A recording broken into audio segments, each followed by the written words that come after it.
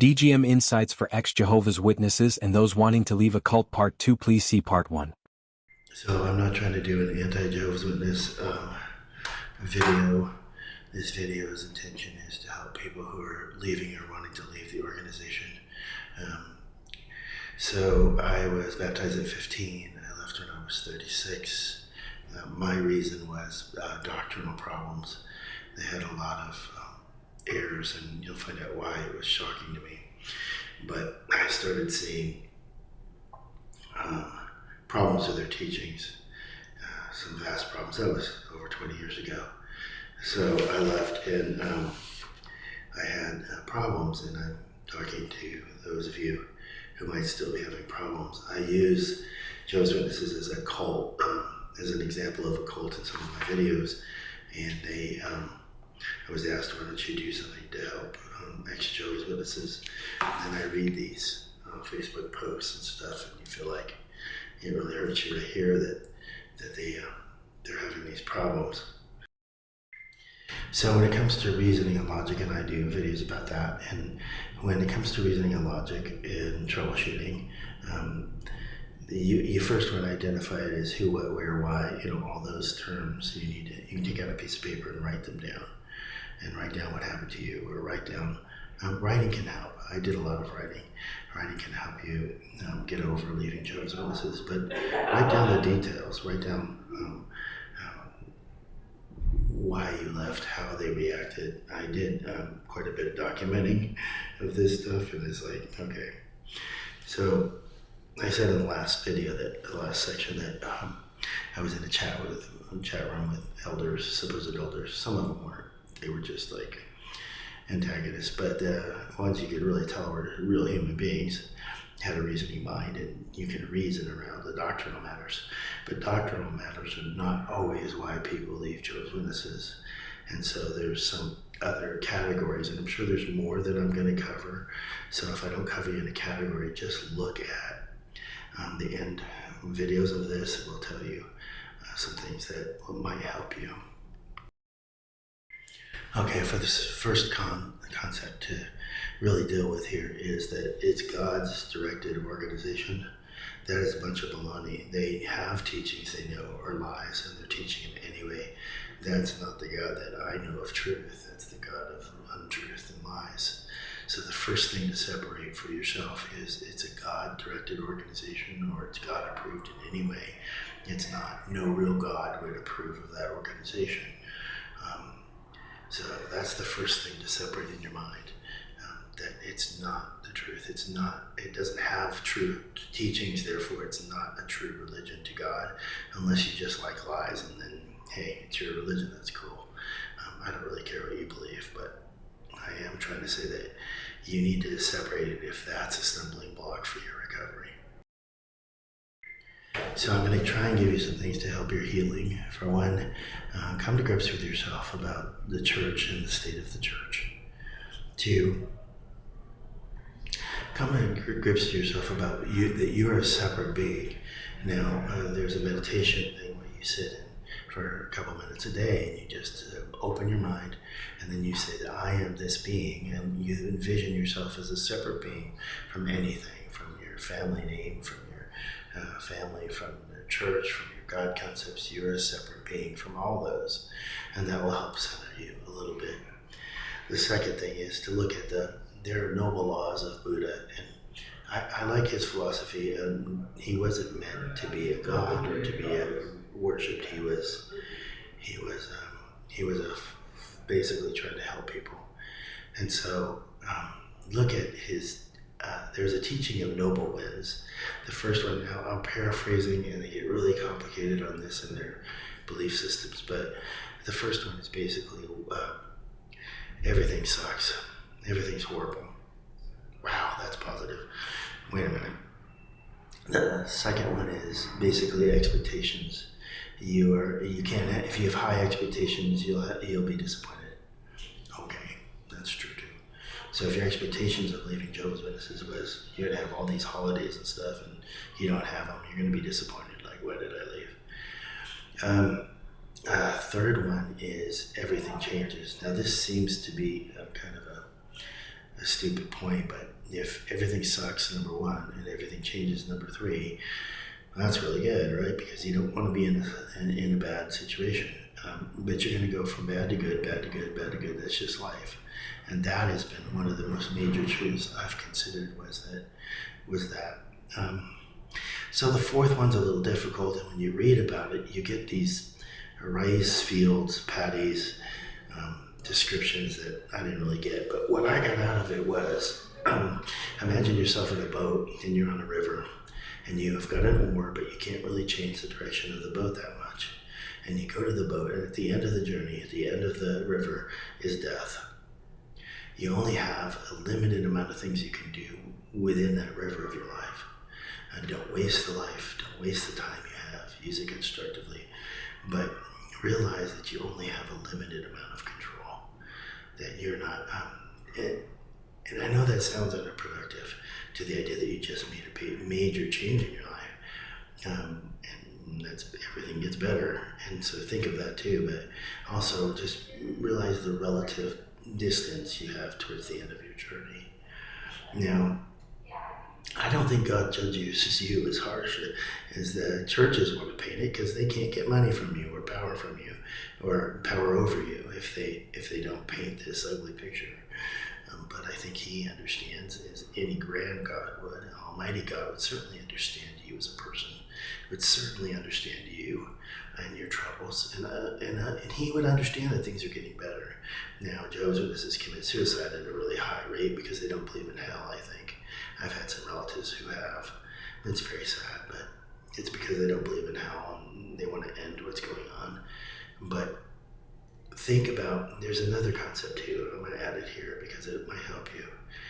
You are what you say to yourself. I had this buddy, he was a little bit crazy, but he said, I realize that you are what you say to yourself. And so you are what you say to yourself. If you're being negative in your head, that's who you are. Fix it. Be positive in your head. Recognize that what you're saying to yourself in your little inner voice. Most people have it. Not everybody, I found out, which was weird. But it was really cool. But most people have a little voice in their head. Watch what it says to you. Watch and see if it's being negative. Watch and see if it's being positive. Be of good cheer. And it's what the scriptures say. Things will get better. Be of good cheer. You have a God, and He's not going to leave you. God's, the real gods, almighty gods, creator gods, they don't leave you when you're having hard times. They're closer to you. They will help you. So rely on God in prayer. And that's something I didn't do for 6 years because I was an atheist. But I knew that there was always somebody there. And that was kind of why I decided I'm not an atheist. There's some God there. And I think that you need to think that way too. There's help there in the spirit realm. The other one I would say is that there's only certain things in your control. This has helped me too, and I've actually been quoted a lot about saying this. It's not my saying; it was someone else. But he said, "You can only control what you say, how you feel, what you do. There's nothing outside of that can you really control. The rest is just fluffy stuff." So think of it that way. You can only control where you are right now, how you feel about it, what you can do about it, what you say about it. Those are only things that are in your control. Don't worry about the stuff that's outside your control. Maybe rely on God if you have that relationship still, and realize that you're a sinner. I'm a sinner. Everybody's a sinner. But a lot of what they're using as sins is actually baloney. Somebody didn't realize that the Jews were polygamists, right? So they're polygamists in their marriages. So a lot of the laws that dealt with the Jews had to do with Jewish people. They were allowed to have prostitutes and stuff that were male and female prostitutes that were foreigners. As long as you were a foreigner, you could do anything you wanted, own them slaves and all this stuff. So just realize that a lot of the stuff they're trying to paint as a sin isn't. It's normal human being stuff. And if normal human being stuff is in your mind sinning, great, then we're normal human beings. What kind of puny God doesn't know what a normal human being is like? Anyway, thank you. I think this will do the end of my videos for this. I'll put them all together and post them, but you're awesome. Be of good cheer. And don't let things get you down. I'm going to do one more probably about lack of family in a second, but thank you. So there's a lack of family involved in being a Jehovah's Witness and leaving, and this is something I wish they would tell everybody who joins their church. Hey, if you don't do exactly what we say, and if you don't follow exactly who we say to follow, some mere man, we're going to get rid of you, and you're going to lose your family if they're involved. So you're best off if you're going to join this organization, not allowing your family to. They'll never say that, but you will lose your family. And usually the disfellowshipping thing goes in waves. They'll give nasty talks about getting rid of people that don't believe like you do, and it goes in waves. And then you have the, well, let's bring them back wave, and so it goes up and down over the years. It has. And so I don't know how your family is going to react to a point in which they say, go ahead and bring it back by being nice. But really realize that that's sort of their motive in most cases, is to bring you back. After a number of decades, they may not give you any more problems. But here's my question. If you have family that's only dependent on you being part of some earthly organization, some corporation, are they really a family? We have family that are not part of Jehovah's Witnesses, and they don't have much to do with us anyway. We don't really have a lot in common, and they think very highly of themselves, so they don't want us be part of our circle of friends. And there's an age difference and some other things, but they're not really family. They're just, we were asked about local family, and we thought of it. We said, no, we don't have any local family. Yeah, we do. We have a bunch of it, but they don't treat us like family. So you're going to lose family and friends. And real family are the people who would get real friends and real family are people that would get up at 2 a.m. and come help you if your car was stuck. Real family and friends. I had a friend of mine, and he asked me for something, and I handed him my wallet, and the people around me were shocked. I just walked away from my wallet, and the guy had it in his hand. I said, that guy's not going to steal from me, and if he did, he can have it. I mean, that guy's not going to harm me in any way. He's a friend. He's a loyal, loving buddy.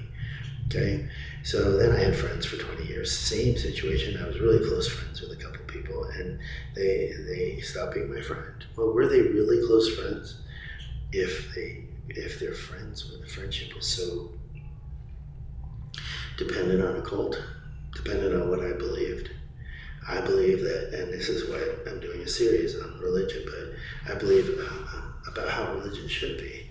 I believe it should be harmonious. I believe that your family should be your family, and your friends should be your friends no matter what the church is teaching. I believe that that system, and that might help you to think, hey, you know what, and I played games with my family. I had a family member who wanted to shun us, and then about months later they were traveling through, wanted to see us, and I wanted to see my kids, and I said, nope. I said, I respect your religious beliefs, and I'm not having anything to do with you until you change. Now they eventually came around, but the point is that you don't need that kind of manipulation in that kind of family. I didn't want them manipulating my children into thinking we should come back to some church that I proved was lying.